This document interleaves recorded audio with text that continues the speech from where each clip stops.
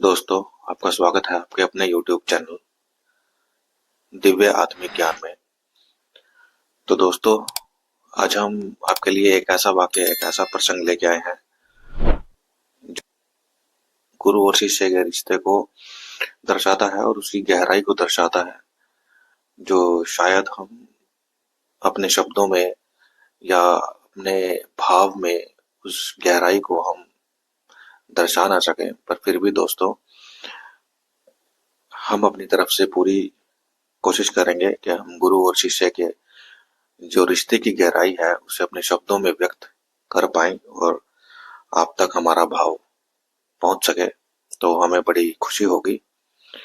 तो दोस्तों, आइए शुरू करते हैं आज की इस वीडियो में, जो हम आपको सुनाना या दिखाना चाहते हैं एक गुरु और एक शिष्य के रिश्ते की गहराई के बारे में।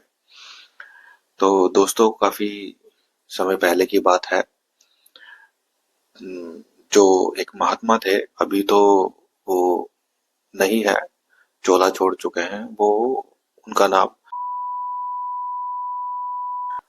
तो जो बचपन में जब कैसे उन्होंने फकीरी ली या कैसे वो महात्मा बने और उनका जीवन का क्या क्या संघर्ष रहा, एक उच्च कोटि का फकीर बनने में, एक उच्च कोटि का साधु संत बनने में क्या क्या उन्हें कठिनाइयां आई, उन्हीं के उन्हीं का जीवन परिचय हम आपके सामने एक प्रसंग और एक वाक्य के रूप में रख रहे हैं दोस्तों।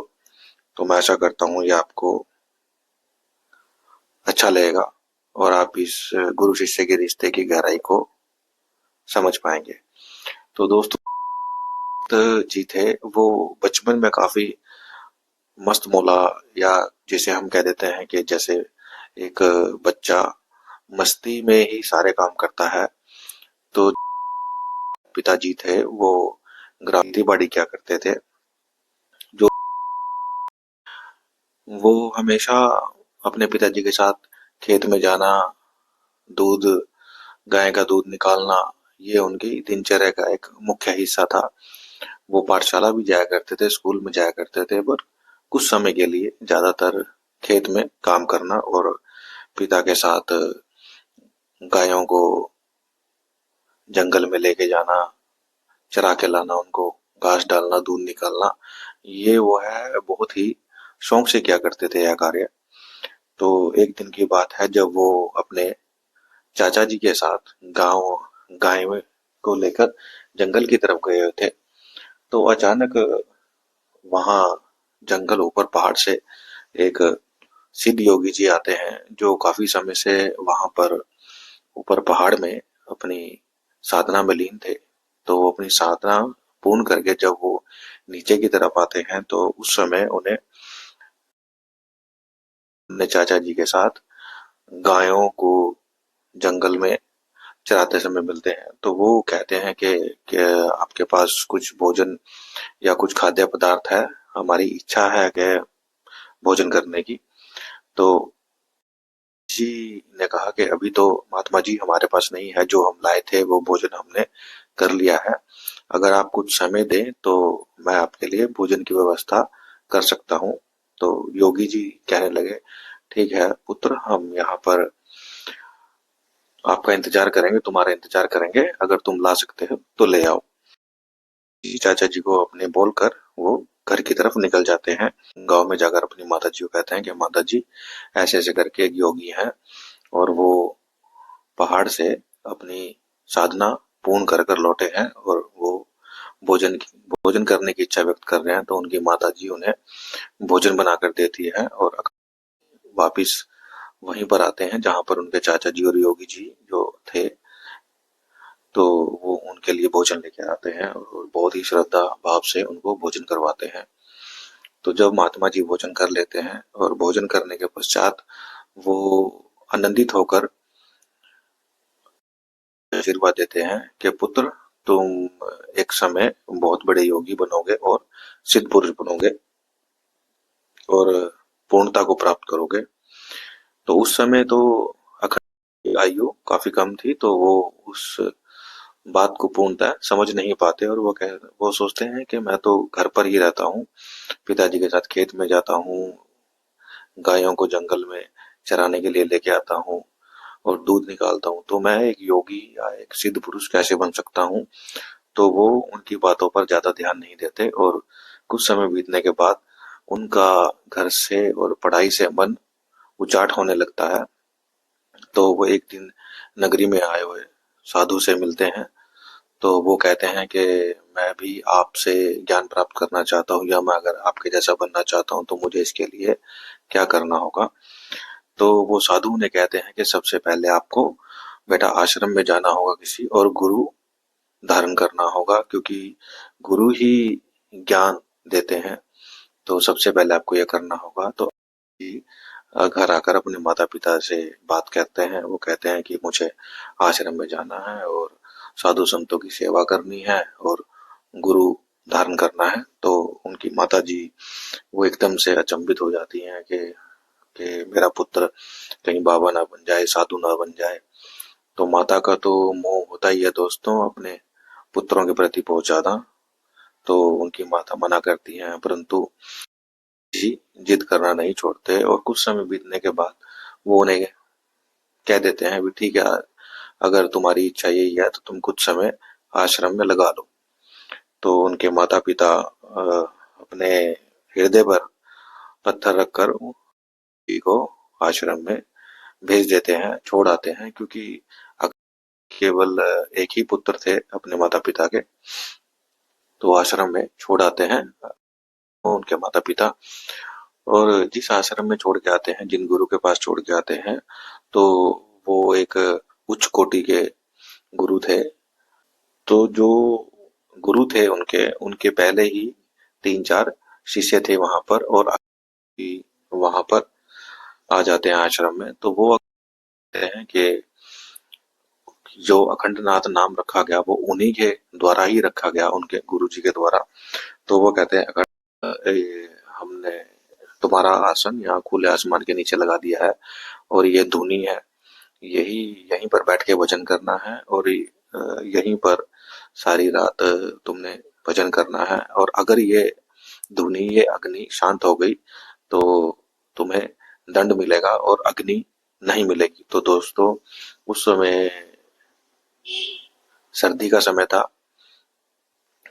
तो एक दिन क्या हुआ, अखंड नाथ जी रात को भजन कर रहे थे। जो भी उनके गुरु ने दिया था उन्हें, वो भजन कर रहे थे, भजन में लीन थे। तो अचानक सर्द हवा चलने लगी और बूंदाबांदी भी होने लगी। बूंदाबांदी की वजह से जो अग्नि थी वो शांत हो गई, धुनी जो शांत हो गई।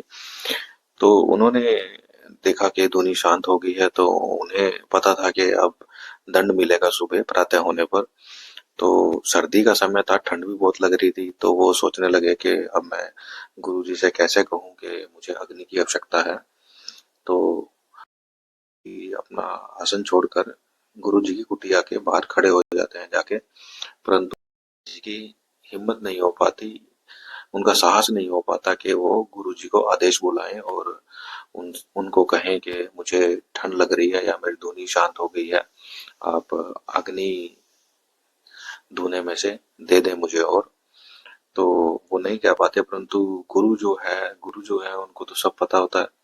तो वो अंदर से आवाज लगाते हैं, हुआ धुनी शांत हो गई, क्या तुम सो गए थे या तुमने ध्यान नहीं दिया? तो होते हैं तो अंदर से जो गुरु होते हैं उनके वो एक अग्नि का टुकड़ा, एक प्रज्वलित अग्नि का टुकड़ा बाहर की तरफ रखते हैं, तो उठा लेते हैं। तो ऐसे ही दोस्तों निरंतर कुछ समय बीतता है कि गुरुजी ने कहा कि आज का भोजन आश्रम के लिए और हमारे लिए बनाएगा। तो अखंड ने अच्छी तरह उन्होंने साफ की है दाल को, और दाल और चावल और रोटी उन्होंने बनाई, भोजन बनाया गुरुजी के लिए और आश्रम के लिए। तो गुरुजी ने क्या किया, चोरी से जाकर उसमें 2-3 कंकड़ डाल दिए, और जब भोजन करने का समय आया तो वह शिष्यों ने इन्हें, और जो उनके गुरु भाई थे उन्होंने गुरु को भोजन ग्रहण करवाया, तो उनके मुख में कंकड़ आया। तो उनके गुरुजी ने क्या किया, उन सब की बहुत पिटाई की और उन्हें ये कहा कि तुमने दाल अच्छी भोजन बनाते समय दाल को अच्छी तरह साफ नहीं किया और इसमें देखो कंकड़ है अभी भी। तब अखंड कहा कि गुरुजी वैसे तो मैंने ध्यान से साफ किया था, लेकिन अगली बार मैं भोजन बनाऊंगा तो ऐसी गलती नहीं होगी। तो उनके गुरुजी थे जो वो बार बार उन सबकी परीक्षा ले रहे थे, ऐसी जानबूझकर, क्योंकि एक गुरु अपने शिष्य को सफल बनाने के लिए ही कठोरता दिखाता है। एक गुरु के हृदय में अपने शिष्य के लिए अपार ममता और स्नेह होता है। हृदय में उनके बहुत प्रेम होता है अपने शिष्य के लिए। पर एक गुरु हमेशा ये चाहता है, एक पिता हमेशा ये चाहता है कि मेरा पुत्र सफलता के शिखर पर पहुंचे, उच्चतम शिखर पर पहुंचे। तो गुरु तो हमेशा परीक्षा लेते ही हैं दोस्तों। तो गुरु तो हमेशा परीक्षा लेते ही हैं दोस्तों, और उनका हक भी होता है परीक्षा लेने का। जैसे भगवान अपने भक्त की परीक्षा लेते हैं, वैसे ही गुरु अपने शिष्य की परीक्षा लेते हैं।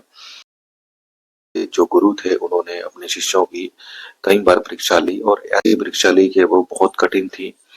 तो इस दौरान सारे शिष्य वहां से चले गए और केवल अखंड। तो एक दिन क्या हुआ दोस्तों, जब बहुत परेशान हो गए, गुरु जी की परीक्षा खत्म ही नहीं हो रही, उन्होंने बुलाया और उन्होंने कहा कि जब सारे चले गए तो तुम यहाँ पर क्या कर रहे हो? मैंने तुम्हारी पिटाई भी की या तुम्हें कठिन से कठिन दंड भी दिया और फिर भी तुम यहाँ रुके हो। तो दो दोस्तों, अखंडनाथ जी ने वहां बहुत ही प्यारी बात कही कि गुरुदेव, मैं अपने माता पिता को छोड़ आया, अपने सगे संबंधी, अपने भाई बहनों, अपने मित्रों को, अपने नगर वासियों को, जिन्हें मैं जानता था या जिन्हें मैं प्रेम करता था, मैं उन सबको छोड़कर आपके चरणों में आ गया हूँ। तो जब मैं सारे संसार को गुरुजी छोड़ आया हूँ तो मेरा तो पीछे कोई नहीं है। आप ही मेरे माँ बाप हैं, आप ही गुरु हैं, आप ही मित्र, आप ही सखा, आप ही बहन, आप ही सब कुछ है।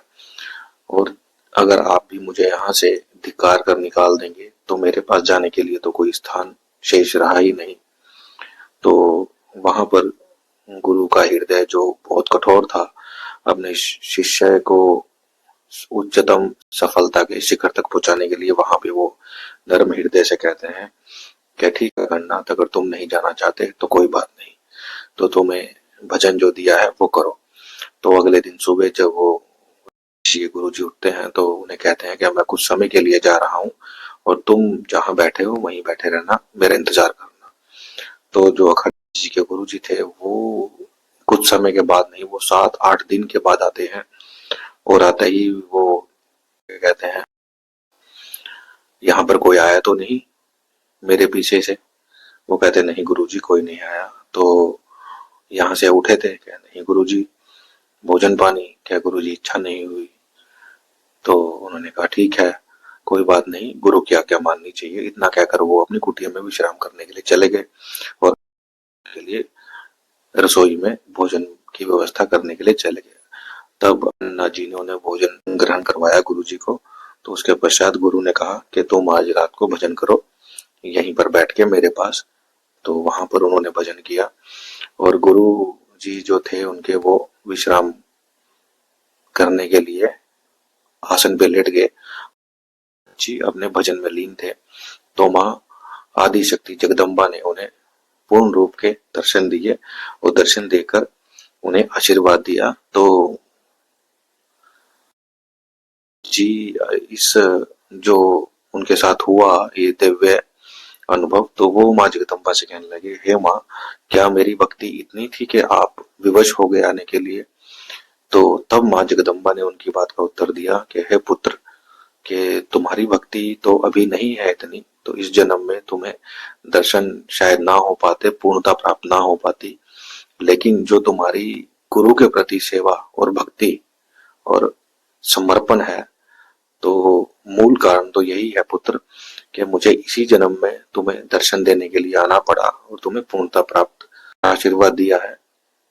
वो यही कारण है कि तुम्हारे गुरु ने तुम्हें हृदय से आशीर्वाद दिया और अपनी भक्ति का संपूर्ण भाग तुम्हारी भक्ति के साथ जोड़ दिया। तो यही कारण है कि तुम्हें मैंने अपने पूर्ण रूप के दर्शन दिए और पूर्णता का आशीर्वाद दिया। तो ये इतनी बात कहकर माँ जगदम्बा वहां से अंदर ध्यान हो जाती हैं। जी बहुत ही प्रसन्न होते हैं और बहुत ही आनंदित होते हैं कि माँ जगदम्बा ने उन्हें साक्षात दर्शन दिए और पूर्णता का आशीर्वाद दिया। तो सुबह जब प्रातः होती है तो जी अपने गुरु जी के चरणों में दंडवत प्रणाम करते हैं और गुरु उनको उठाकर हृदय से लगाते हैं और फिर वो कहते हैं, नाथ पुत्र आज तुमने पूर्णता प्राप्त कर ली और मैं हृदय से उस प्रभु उस माँ को धन्यवाद देता हूँ कि उन्होंने मेरे द्वारा जो मेहनत की गई है वो फलीभूत हुई तुम्हारे रूप में। गुरु जी के लिए भोजन बनाते हैं और गुरु और शिष्य वहां से दूसरी नगरी के भ्रमण के लिए प्रस्थान करने के लिए तैयार हो जाते हैं। जी कहते हैं, गुरु जी हम दूसरी नगरी किस कार्य के लिए जा रहे हैं, हमें कोई कार्य है? तो उनके गुरु जी कहते हैं, नहीं पुत्र, तुमने पूर्णता प्राप्त की है तो अब तुम्हारा नगरी में भ्रमण करने का समय है। एक साधु को अपनी हर कर्तव्य का पालन करना चाहिए। कहते हैं ठीक है गुरु जी।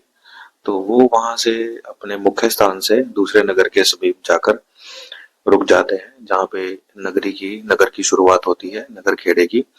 तो वहां पर वो रुक जाते हैं। वहां पर दो बड़ के वृक्ष होते हैं। तो एक बड़ के नीचे, एक वृक्ष के नीचे के गुरु जी आसन आसन लगाते हैं और दूसरे जो पास में ही एक वृक्ष होता है, एक बड़ का पेड़ होता है, वहां पर कहते हैं कि तुम अपना आसन लगा लो। नाथ जी कहते हैं कि नहीं गुरु जी, मैं आपके सामने आसन पे नहीं बैठूंगा। तो वो कहते हैं, नहीं अखंडनाथ, अब तुम पूर्णता प्राप्त कर चुके हो पुत्र, तो तुम आसन लगाओ। तो उनकी आज्ञा, वो कहते हैं कि हमारी आज्ञा है, तुम आसन लगाओ। तो अखंडनाथ जी गुरु की आज्ञा मानते हैं और आसन लगाकर बैठ जाते हैं। तो जब नगरी में यह पता चलता है कि कोई दो सिद्ध पुरुष साधु सिद्ध साधु नगरी के समीप आकर बैठे हैं, तो वहां पर लोग धीरे धीरे उनके दर्शन के लिए आना शुरू कर देते हैं और सब कोई भोजन लेके आ रहा है, कोई फल लेकर आ रहा है, कोई दक्षिणा दे रहा है। तो उनमें से एक भेंट स्वरूप मान में उनको 4 चांदी के सिक्के देता है, परंतु खन्ना जी यह भेंट लेने से मना कर देते हैं और वो कहते हैं कि वो मेरे सामने गुरुजी बैठे हैं और आप ये, अगर आपने ये देना है, ये भेंट देनी है, ये चांदी के जो 4 सिक्के आप उन्हें दीजिए। तो वो व्यक्ति कहता है, जी नहीं, ये मैं आपको ही देना चाहता हूँ। परंतु अखंडनाथ जी वो सिक्के उठाकर अपने गुरु के चरणों में समर्पित करते हैं।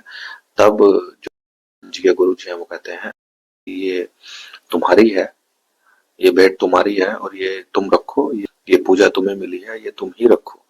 तो गुरु के आज्ञा के अनुसार तो ये मना करते हैं पहले, तो फिर वो कहते हैं नहीं हमारी आज्ञा है पुत्र, ये तुम्हें रखनी होगी। तो वो रख लेते हैं।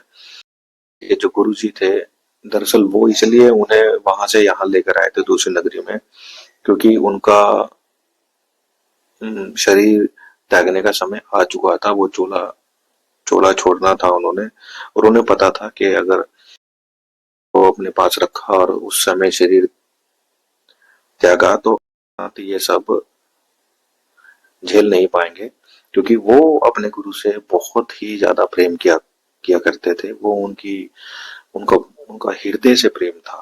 उनका आत्मा का जो एक अनोखा रिश्ता होता है गुरु और शिष्य का, वो था गुरु और शिष्य में। तब ये सारी लीला रची। कुछ हफ्ते 10 दिन के पश्चात वहां पर 4-5 साधु आते हैं और वो कहते हैं कि हम अयोध्या की तरफ जा रहे हैं, अगर आप चलेंगे तो हमारे साथ चलिए गुरु भाई।